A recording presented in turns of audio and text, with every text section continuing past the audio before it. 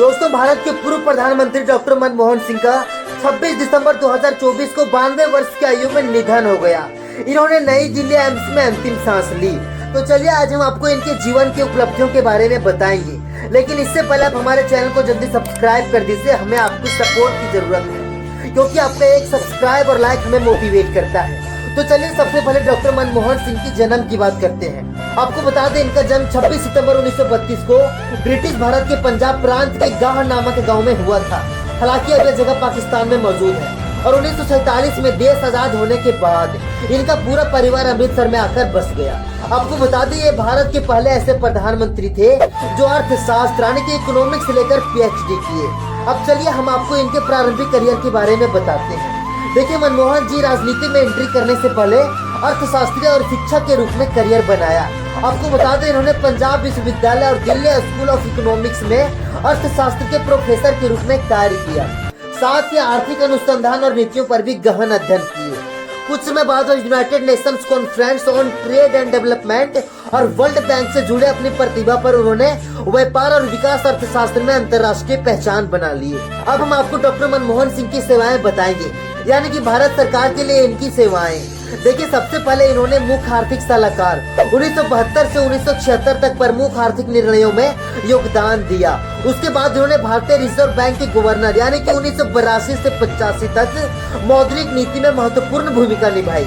और आपको बता दें, मनमोहन जी योजना आयोग के उपाध्यक्ष भी रहे थे 1985 से 1987 तक। उपाध्यक्ष रहते हुए भी इन्होंने भारत की आर्थिक योजना में योगदान दिया। डॉक्टर मनमोहन सिंह सरदार भी थे और असरदार भी थे।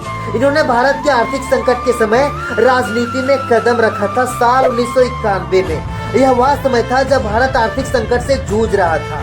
ऐसे में तत्कालीन प्रधानमंत्री PV नरसिम्हा राव ने उन्हें वित्त मंत्री के रूप में नियुक्त किए। इस पद पर रहते हुए मनमोहन जी ने भारत की आर्थिक व्यवस्था में सुधार के लिए ऐतिहासिक कदम उठाए।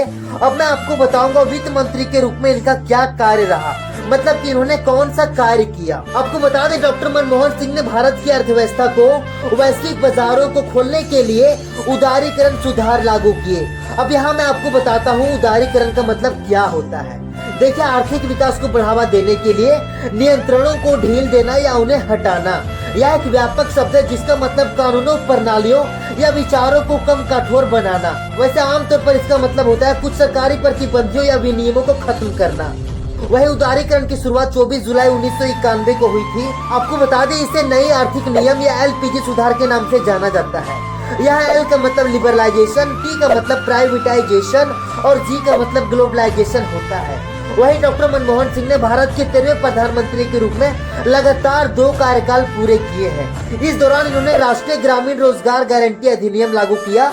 इसके अलावा इन्होंने सूचना का अधिकार अधिनियम भी अपने कार्यकाल में लाए थे। इसके अलावा इन्होंने ऐतिहासिक भारत और अमेरिका असैन्य परमाणु समझौता पर हस्ताक्षर के लिए जाने जाते हैं। वह दूसरा कार्यकाल 2009 से 2014 तक रहा।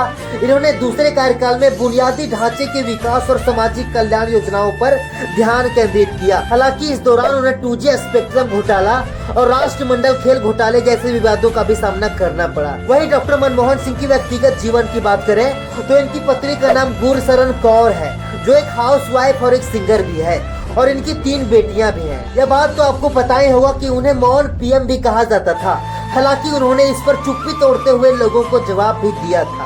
अब मैं आपको इनकी कुछ उपलब्धियां और सम्मान के बारे में बताऊंगा।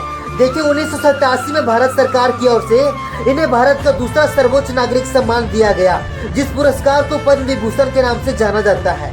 इसके अलावा कैम्ब्रिज और ऑक्सफोर्ड सहित कई प्रतिष्ठित विश्वविद्यालयों से उन्हें मानद डॉक्टरेट मिला है। अब निधन के बारे में सुनिएगा। देखिए, डॉक्टर मनमोहन सिंह उम्र संबंधी बीमारियों से जूझ रहे थे, जो कि 26 दिसंबर को घर पर बेहोश हुए और उन्हें नई दिल्ली स्थित एम्स में भर्ती कराया गया और यहीं पर इन्होंने दुनिया को अलविदा कह दिए और अंतिम सांस लिए। तो दोस्तों, भगवान डॉक्टर मनमोहन सिंह की आत्मा को शांति दे। ओम नमः शिवाय।